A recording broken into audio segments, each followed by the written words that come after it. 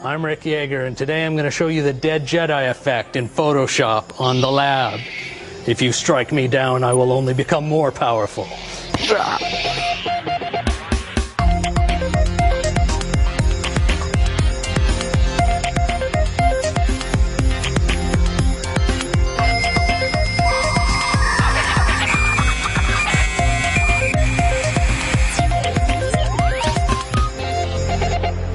Wow! Did you see that?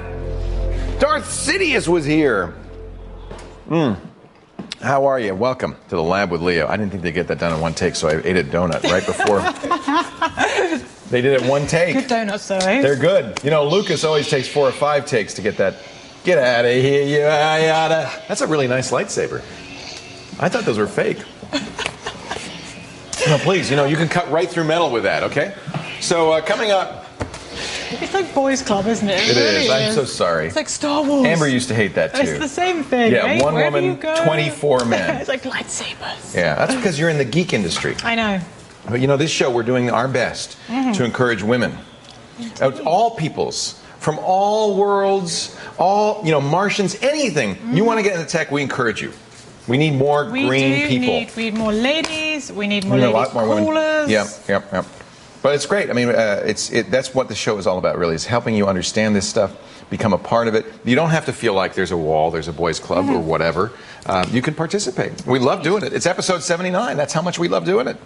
And today we've got some great callers. I see you line up some spectacular callers. You saw Rick Yaeger. He's quickly working to turn whatever that was into a dead Jedi. I don't know what that means. We'll find out. Sean's got a gadget of the day. Is it a lightsaber, Sean? No. Good. Sean's like, no. No. Do you have a good Facebook app I have for a us? fantastic I love Facebook these. We're going to get you the new iMac. This looks so thick please. now.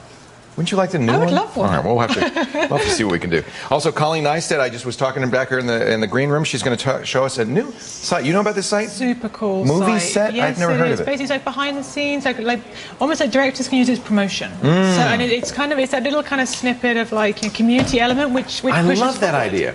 I have been trying, since I started doing TV in 1994, I've been trying to encourage the websites to have behind-the-scenes stuff, producers' notes, you know, different outtakes, that kind of stuff. Absolutely. Because people love to see behind the curtain, They want to know right? the details, right? It's Fun. Well, we'll talk to Colleen in a little bit. So we're going to have a great show, aren't we? We're glad you're here. Let's start with our first caller of the day. Indeed. We have a very sleepy Keiran from Brisbane in Queensland. What time in the morning is it? I don't want to think what time. Keiran, what time is it now? It's 5:10 in the morning. Oh, Keiran, I am so grateful to you for getting up so early. That's a pleasure, mate. It's a pleasure. Well, thank you very much. What can I do? Maybe I can do something to make up to you. So something to make your day better. What can I do to help you? Well, yeah, the problem is I have friends who are living in the States, and I like to send them the great sporting moments of Australia, big football games that are happening here, blah, blah, blah. So the problem is they're NTSC, as you are in Canada, and Australia broadcasts in PAL. Right. I can't convert it easily unless I pay hundreds of dollars for a professional to do it. Right. Would you guys, being the clever people, know of any easy software to convert from PAL to NTSC? I can get rid of the region code via any DVD. Right, or that's not shrink, a problem. but There shouldn't be. So are you sending them commercial discs or discs you make at home? I've got a PVR hard drive DVD recorder attached to an SD digital box television. So you're making homemade DVDs there. You're making homemade DVDs. Exactly right. All right. So the easiest way to do this, and almost all DVD software that I know of, gives you the option when you first create the project to make the DVD, you get to choose NTSC, PAL, or CCAM. So there really isn't much difference. PAL is a slower frame rate but a higher resolution. So, you know, it's just merely a process of the software that you use to burn the DVD saying, oh, because it's converting the video anyway. Oh, you want this at, I think it's, 24 frames and at the slightly higher resolution. I can't remember what it is. No problem. We'll burn it that way. 25 lines, yeah. So it has to burn it that way. Right. Would Nero handle that? Yeah, absolutely. Nero does that. So when you make the DVD, you're going to make two of them. You're going to make one for you, a PAL DVD, and one for your friends stateside, and that way they have an NTSC DVD. Sean, is there any other suggestion you have if he's already got existing DVDs? Can they play it in their computer? A lot of times computers can do both. They can play it in the computer, but a lot of the TVs, a bar owner over there wants to have an Australian night and show State of Origin football, which is the biggest game of the year in Australia. Oh, that's neat. Most of they've found that a lot of the TVs and DVDs in the States aren't multi-conversion. Yeah, right. And only NTSC. Yeah, we're very provincial in the States. We only do what we do. We don't do anybody else's formats, just our formats. In Europe, you get PAL and NTSC DVDs, DVD players, no problem. That's very common to have dual format. It's just software, really, because it just has to understand a different frame rate and different resolution. If they can get it to play back on their computer, then they could just take the digital out of their computer and go to a DVI TV, and that should work. Right. Yeah, if their computer can do DVI, but most can. Yeah, its video wouldn't work out into an NTSC monitor, would it? No, you can't use an NTS. That's the one thing you can't use because it's expecting a particular frame rate and resolution, and it'll just garble it. There's no region coding because you're making it. So you're not region coding is a form of copy protection, and if you're making it yourself, you don't have to worry about that. So I would say look in your am I right? Unless I'm imagining things. Nero lets you choose PAL or NTSC, right? I'm pretty sure most of the ones I've seen actually give you that choice off the bat. Yeah, but the problem is you have to do it when you first start the project. Right. You have to say, okay, this is an NTSC project. But then from then on, absolutely. Yeah, it'll take a while to render it that first time. If you've got it captured in NTSC and you want to render it to PAL, or vice versa. It'll take a while to render from one to the other, but after you're done. It's doing the slowest thing, the most challenging thing your computer will probably ever do, which is called transcoding, taking it from one format to another format. It has to go frame by frame and go, But, do it overnight. Okay. And, you shouldn't have any trouble. I think you can do that, Alan. Yeah. Hey, thank you so much for the call. When are we seeing you down here, Leo? Well, I'm not going to say anything, but I think we're getting close. I don't know if we're going to make it to your neck of the woods. We'll try. I think we're getting close to a trip down there sometime early next year. I think you should bring all the gang down. Sean, absolutely. Who would you have? You'd have Sean. You'd have Kate, of course. We should have Ryan. Rick should come. Everybody should come down. I'm going to try to get Amber to come down. We'll just get everybody down. How's that sound? Truth is, the hardest thing is there's going to be a long line of people who want to come down. Actually, it's going to be hard saying who can't come down. All right, hey, we're going to come back with more of your calls in just a little bit, and then it's Colleen Nystedt, an overview of a new site that I think is very cool called Movie Fest. You stay right here. The Lab with Leo continues right after this.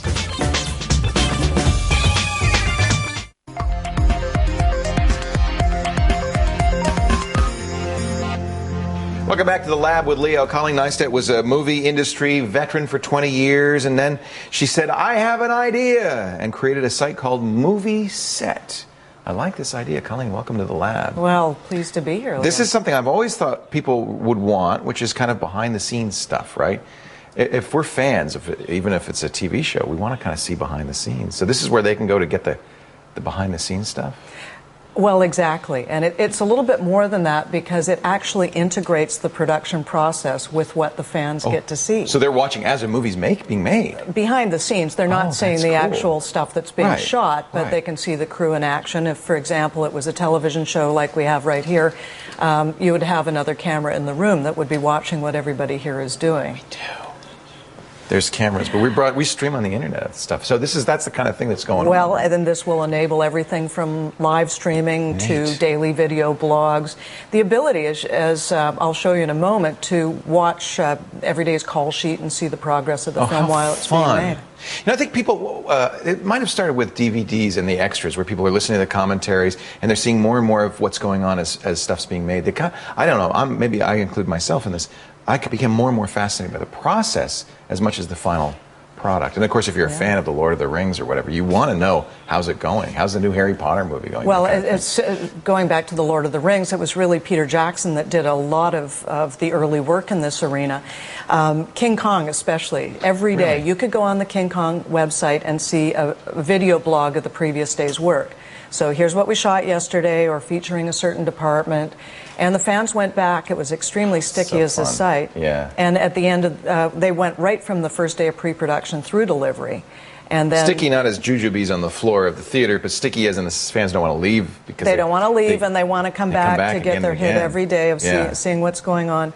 Interesting on that one, at the end of the show, they stripped them all off the website, slapped them on a DVD, and sold them for $39.95. But oh well. Right. Perfect. That's actually brilliant. If you're going to make it anyway, may as well then sell it at the end. So you find directors, actors, producers get the idea and are supportive of this?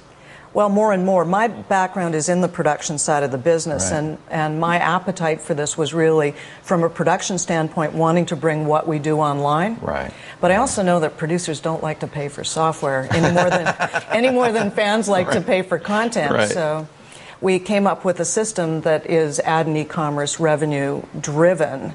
So it makes all of this possible, really, in a superimposed ecosystem, as it were, putting the fan social networking environment over the actual filmmaking process. So it wasn't enough to say to the producers, hey, it's marketing. And you can make some money on this at the same time. Then they go, okay. No, not really, because when you're in production, your prime directive is to get the picture in the can. That's the first priority, And you don't have time to be messing around with a website. Right. So if the content of your production process then becomes something that the fans can connect with, it's like a massive win-win. Right. Do you find they're hiring people to cover this stuff and maybe getting some of the actors to blog and stuff like that? I mean, what kind of ways are they responding to this? Well, early days, obviously. If you're a big budget show, you can afford that. But you have a photographer already. You have people already doing that kind of behind. Well, if you're Peter Jackson, you're going to be able to do that. Right. But if you're, Joe director that's trying to put together their first feature,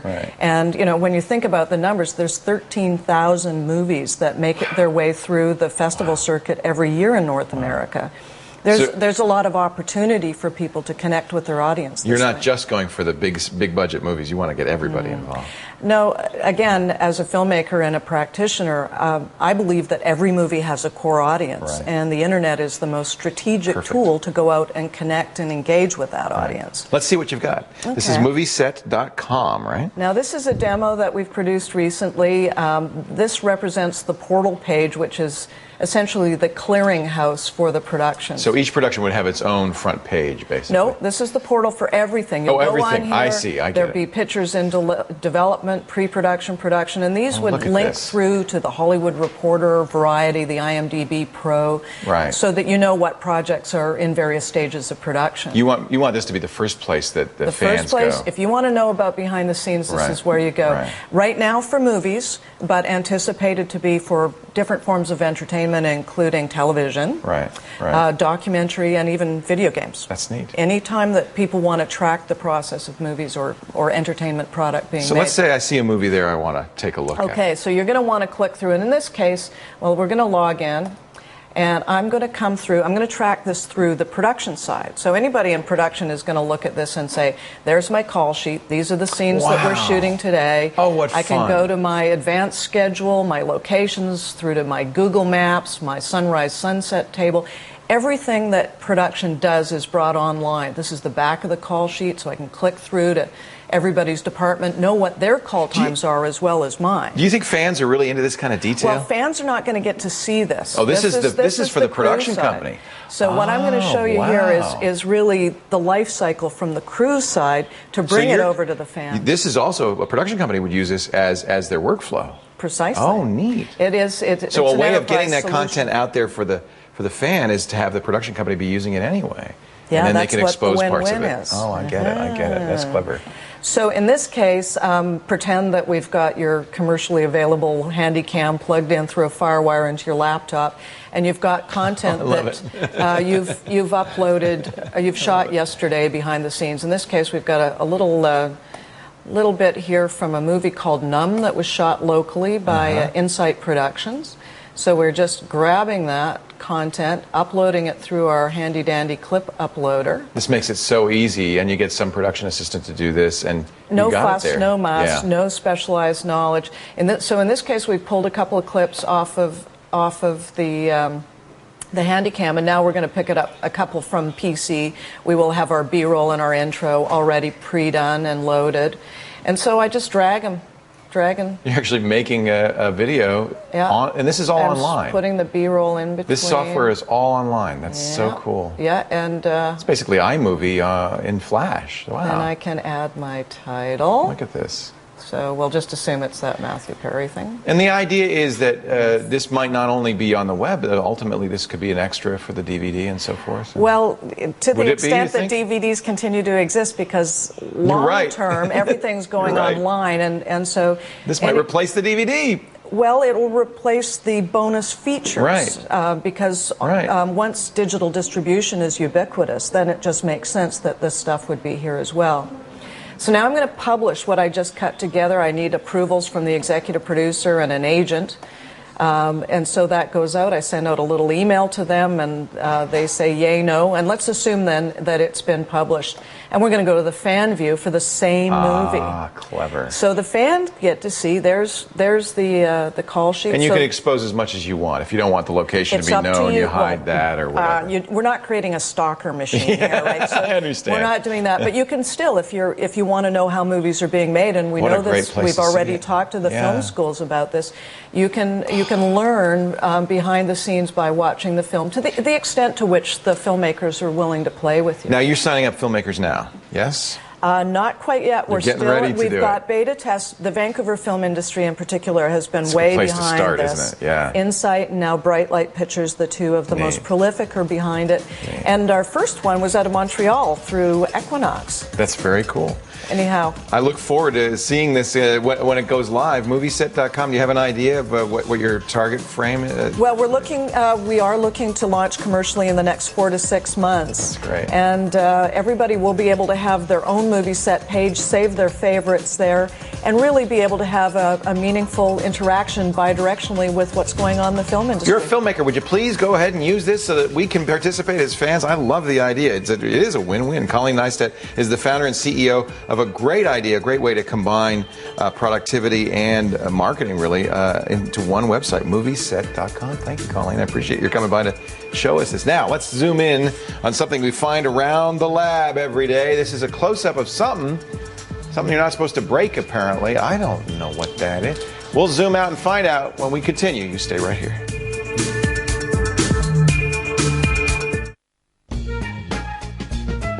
That looks like, to me, a camera, but why wouldn't we want to break it? I don't know what that is. Let's zoom out and find out.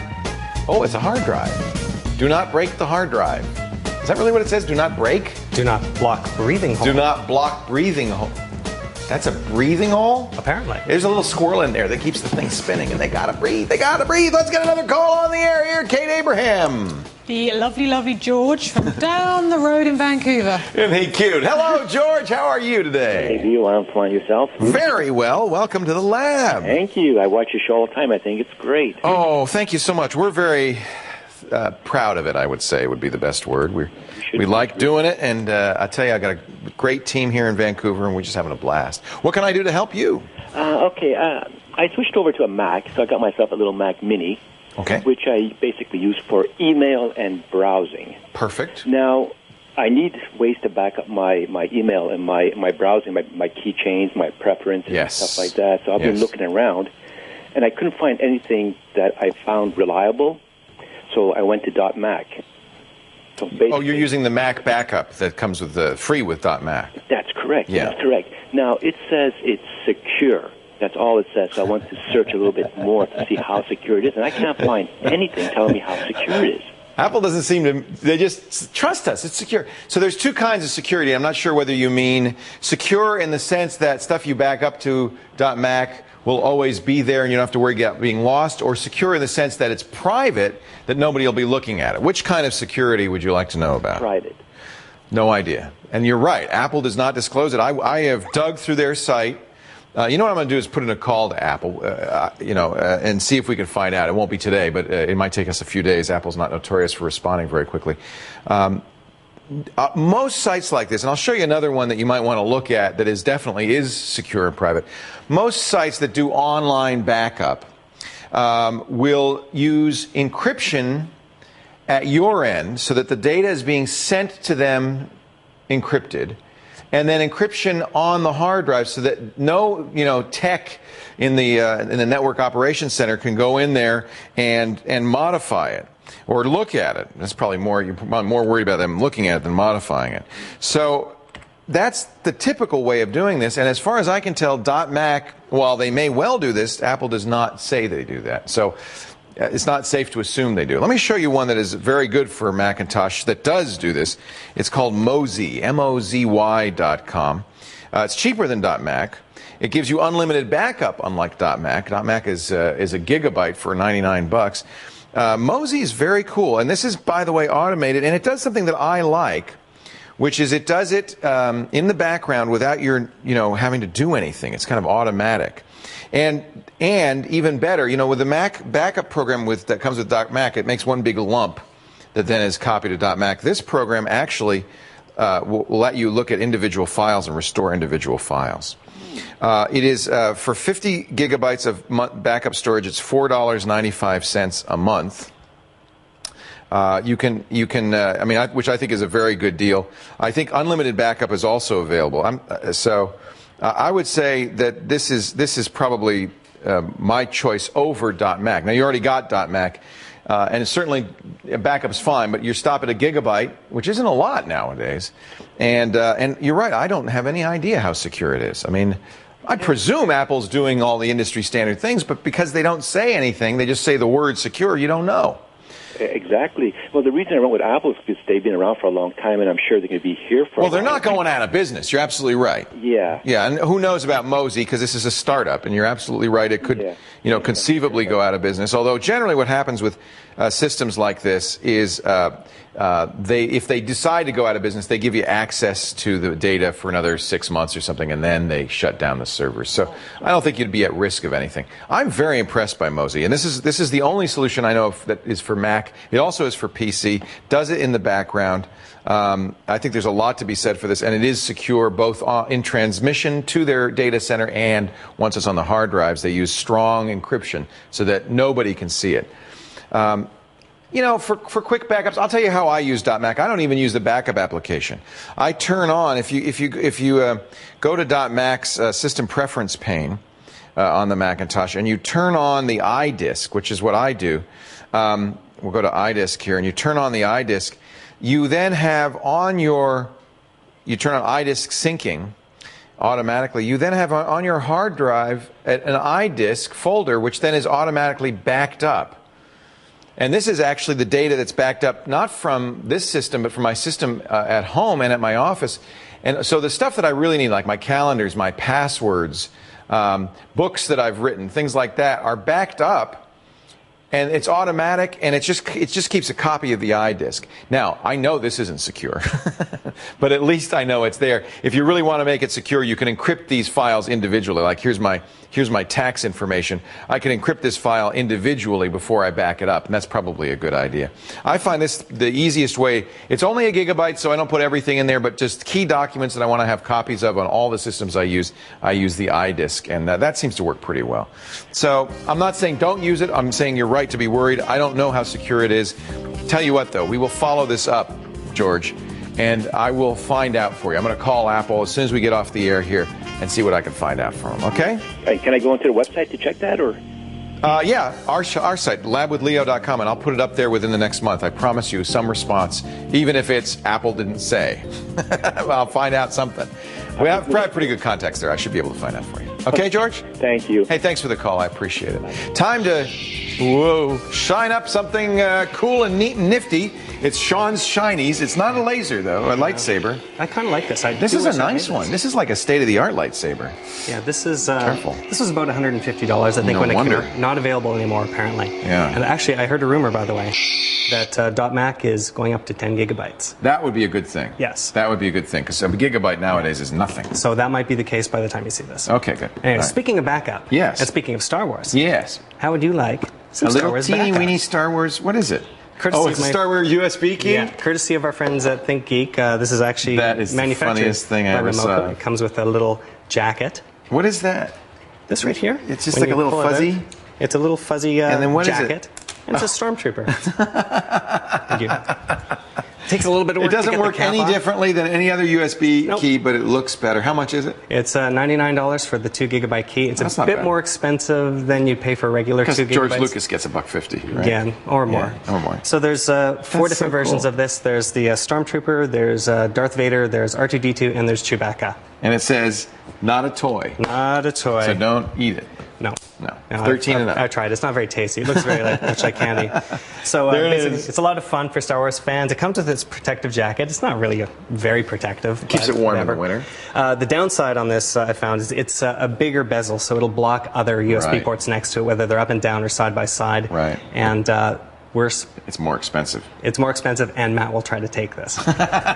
He wants it. Hey, it'd be worse if it was a Bruins USB key. Then we'd really be in trouble. Then I'd keep that in my pocket, and I wouldn't show him if I were you, because he's crazy about the Boston Bruins. More of your calls coming up. Our quiz question of the day. Did you write this one? I think so. Let's see. Let's take a look. What was the first official operating system for Apple computers? What do they call it? Was it System 1 in 84, Operation X in 77, Apple DOS 3.1 in 78, or Mac OS 8 in 97? You're just throwing a lot of numbers at us to trick us. I think I know that answer. Do you? Yeah, I didn't write this one, actually. We'll talk about it a little later on as the Lab with Leo continues.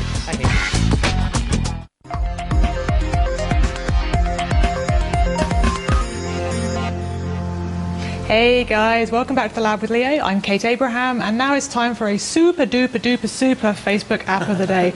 This one is very simple, very quick. Everyone's kind of thinking about, do we use Twitter, do we do Pounds, do we do Jaiku? We featured Pounds last month, so now we're going to feature Jaiku. This one is so easy to do. Literally, all you have to do is embed within your home site with the application. You can update from your home site, or you can actually update directly from Jaiku. It's super easy. I know Leo's a massive fan.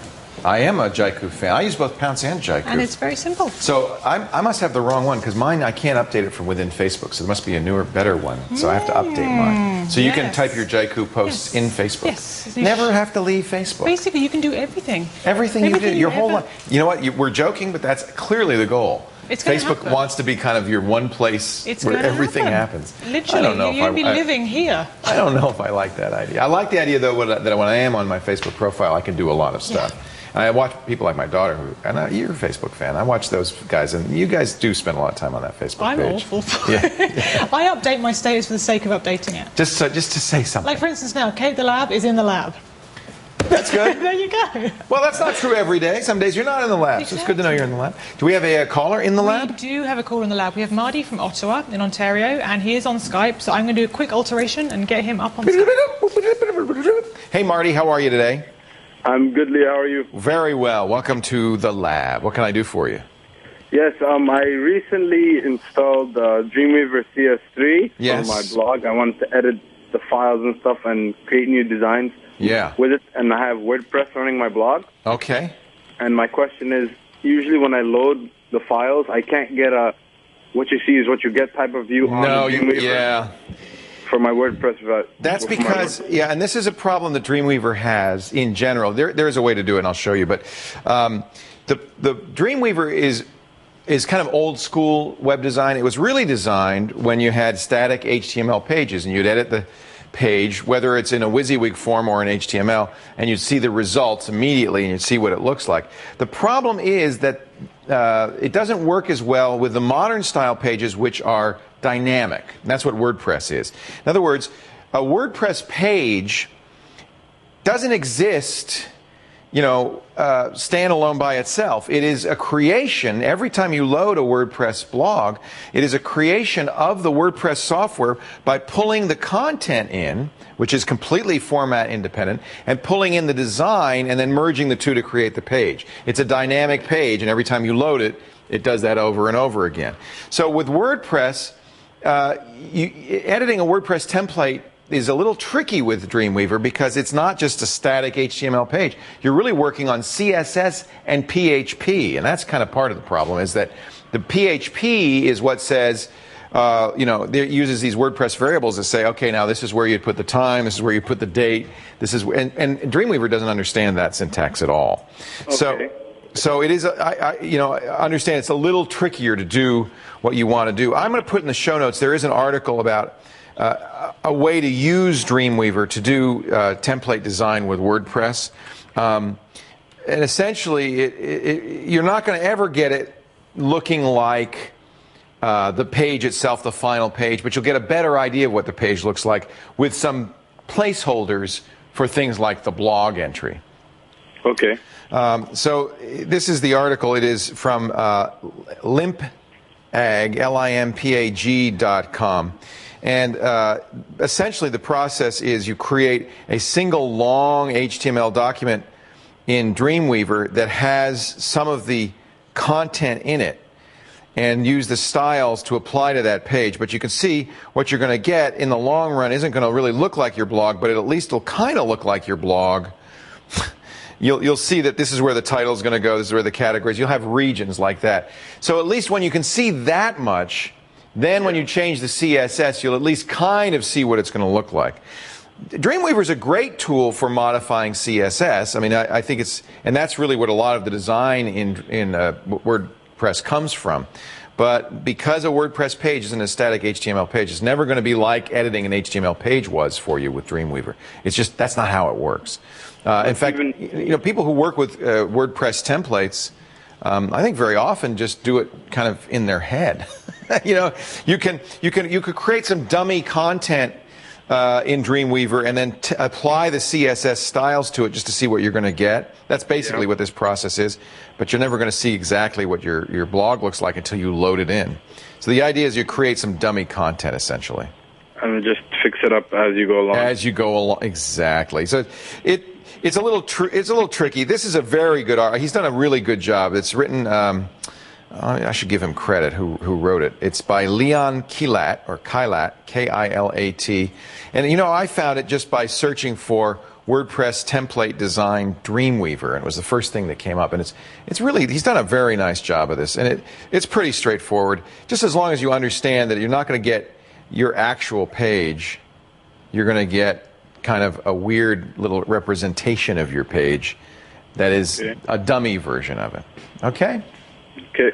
That's the problem we are living with. We're kind of in a different world now when we have these dynamic web pages. It's very hard to see what the results are. Frankly, when I change the CSS on my web pages, I use a program called Coda for the Mac that I love, and I basically just change the CSS, then reload the page and see what happens, But that's a problem because you're doing it on the fly. A lot of times when people are doing development, in that case, they'll have a development server that's not public, get it all just the way they want, and then move it over to the public server. That way, people visiting your blog don't go, wow, it changes every 5 seconds. Oh, that's weird.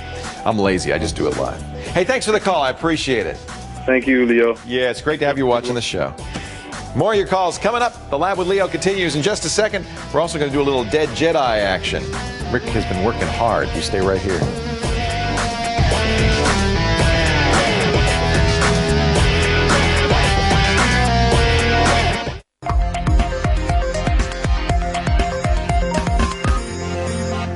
I'm playing with my Facebook apps. You do this to me every time, Kay.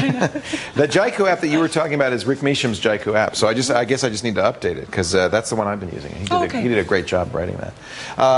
Let's get another caller on the air. Indeed. We have Marcus, and he is from Pickering in Ontario. Hello, Marcus. How are you today? Hi, Leo. Welcome to the show. Thank you. What can I do for you? Well, there's something going on with my computer here. Okay. When I put in a CD into our main CD drive, it doesn't find it. It doesn't find it at all. It can't see it at all? No, it just doesn't see any CD. Okay, so you open my computer and nothing's there. No, nothing's there. Did this just happen recently? I think it's been going for about a week or two already. Okay. And do you remember off the top of your head if you did anything to the system, installed any software, for instance, updated any drivers around that time? No, not at all. Okay. It just stopped seeing it. Yeah. And Windows XP? Yeah, it's an XP. Okay. And you've been keeping your XP up to date, yes? Yeah. Yeah. This was a big problem early on in XP, disappearing CD drives. And there were a number of reasons for it. Conflicting drivers. For instance, XP came with burning, the capability of burning CDs and DVDs, but it was a driver written by the folks at Roxio, and if you installed Roxio's Easy CD Creator, it would conflict with the Windows XP version, and neither would work. There are things like that can happen.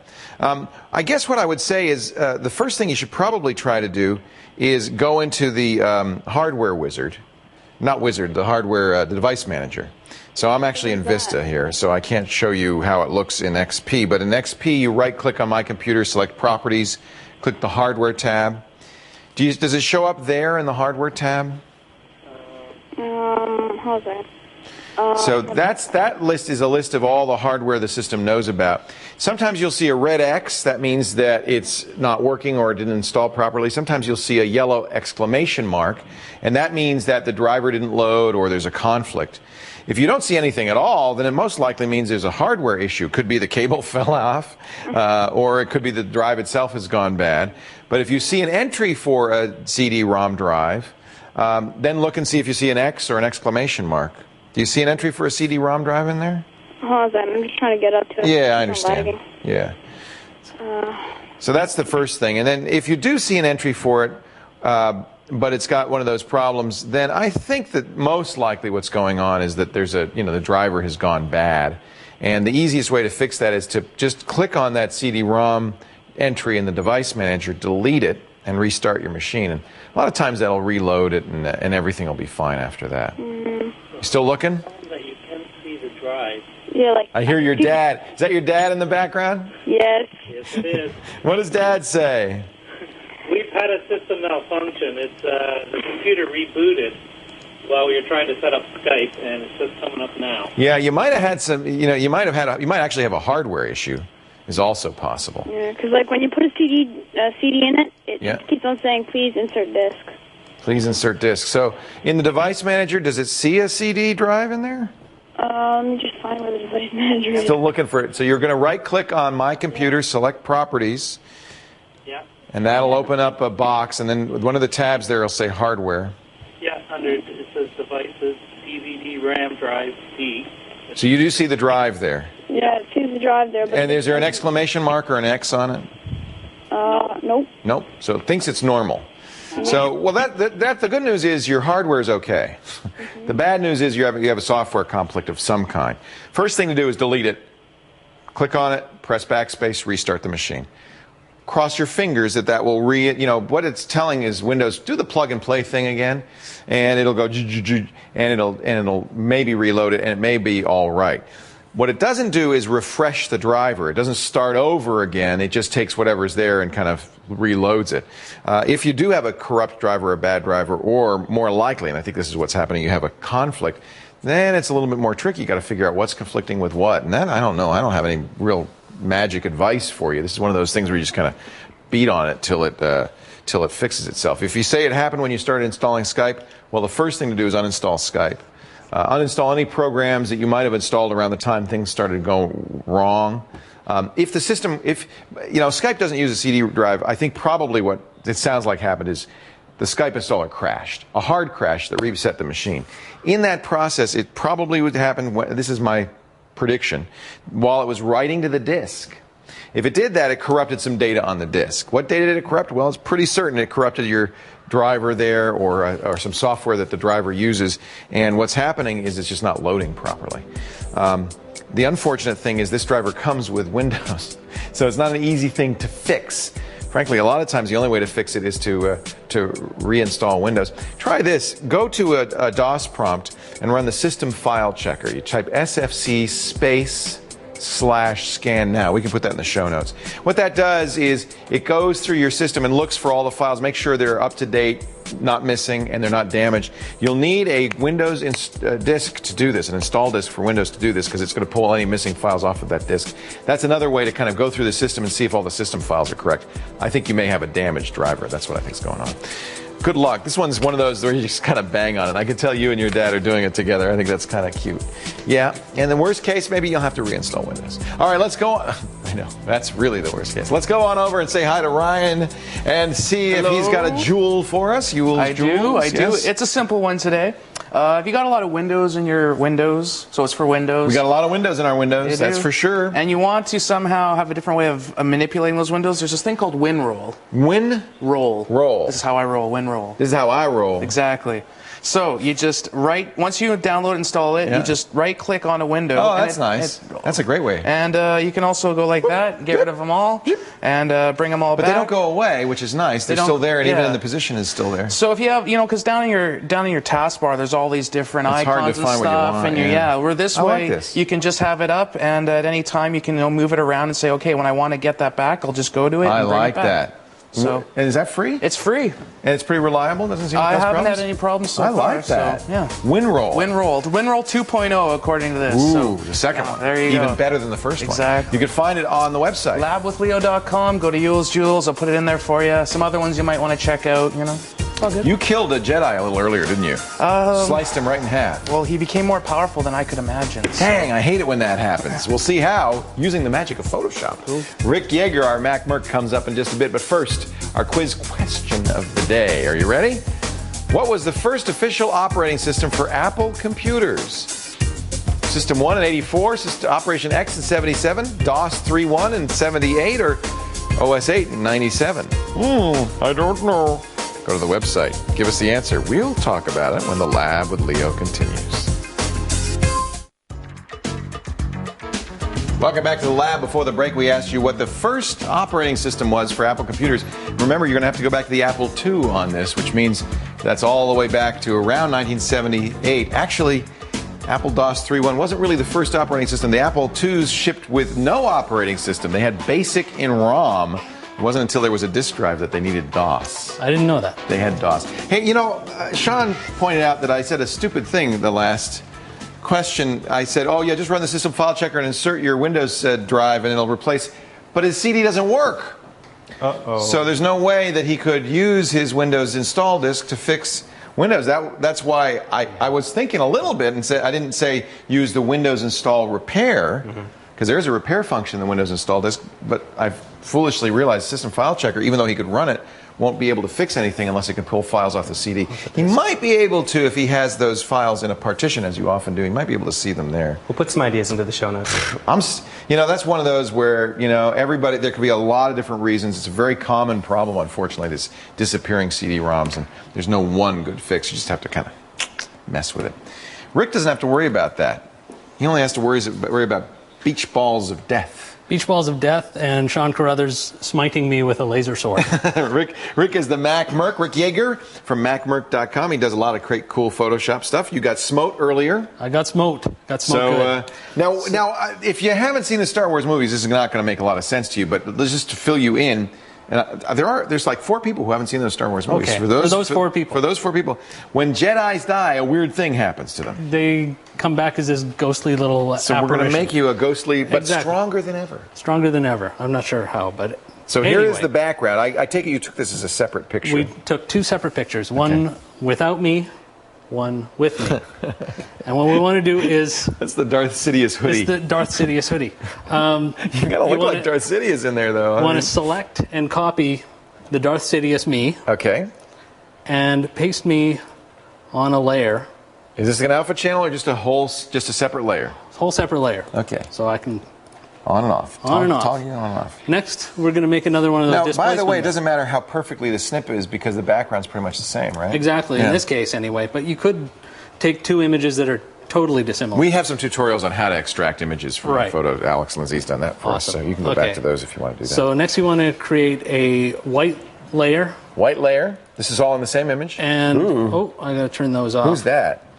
And Casper, the friendly ghost. The way you create the silhouette is to command click or control click on a PC, and you create this new layer and you make it black by hitting Option Delete or Alt Delete on a PC. That deletes everything but the blackness. The blackness. You put that in there. This is all in the show notes, obviously. Select all, and Make sure you're on the right layer. So you're making, I'm guessing you're going to make a mask. That's a mask. Well, it's a displacement map. Another displacement map. We love those. Map. Okay. And I want to add those effects back in. These you'll be able to download from the show notes. But you can play with them. It's like bezeling or something. Yeah, that's got inner glow and a satin on it. Okay, got it. So you copy those out, create a new file with those in them, save them as a PSD. Okay. And that's now your displacement map. Yeah, you can even close that. You don't even need it anymore. You can turn off those layers and go back to my Jedi. Now we need to make you fuzzy. I need to make me fuzzy, make me transparent. So first I want to duplicate the background without me in it. Okay. And I will use that displacement map to displace it. Oh. Did you see that? He blurred it just a little bit. You just placed it down and to the right a little bit? It just kind of makes a weird little dent in it. Mm-hmm. And then I lighten the whole thing, and I do that command click on the Jedi layer again to create a mask. So now when I deselect this, if you're a Predator fan, you've just created the stealth look. Okay, that's a stealth. So, there's a stealth Darth Sidious. There's a stealth Darth Sidious. We know something's there. We can't quite figure out what. He's coming. You grab that Jedi layer, you bring it right up to the top. Yeah. Ooh. And I've got to fade it out a little bit. Oh yeah, you got the little bluey glow there. Look at that.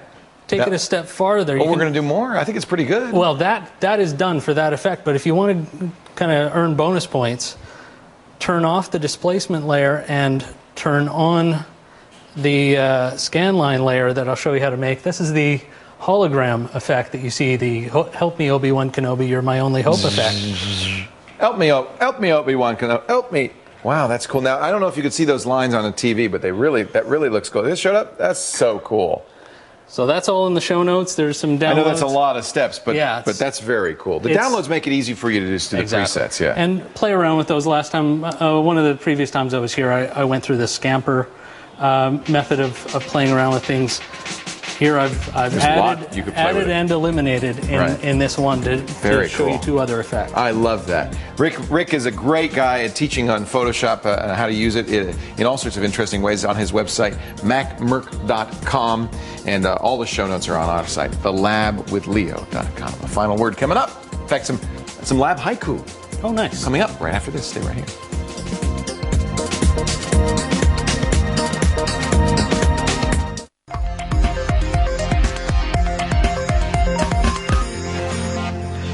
Welcome back to the lab. Sean started this, I guess, in his blog. He did. Tech haikus. Haiku. He gave us an example. A haiku is what? It's 5 syllables, 7 syllables, 5 syllables, so a 3-line poem. Okay, and this is Japanese poetic tradition. Broken computer? Don't throw it into the trash. Call Leo instead. I like that. There you go. That's if Kate you did one. Kate is a tall girl. She can't fit on aeroplanes. There is no leg room. Here's one from Kim Curry that I like a lot. Kate is the woman who books all of the callers. I think Kate is great. There's quite a few of these. We have them on the website. Apple fanboy for life. Wish I was Steve Jobs' love child. I would then be rich. I like that. Hey, thanks for joining us. Remember to go to the website, thelabwithleo.com, and fill out the form so we can get you on the show. Or just go there and give us a haiku. Watch or not to watch? The Lab with Leo today. That is the question. Like to play with tech? That was, by the way, Matthew Fontaine. This is from Eric Burbeniuk. Like to play with tech but need to get it working? Just ask Leo how. We'll see you next time. Bye-bye.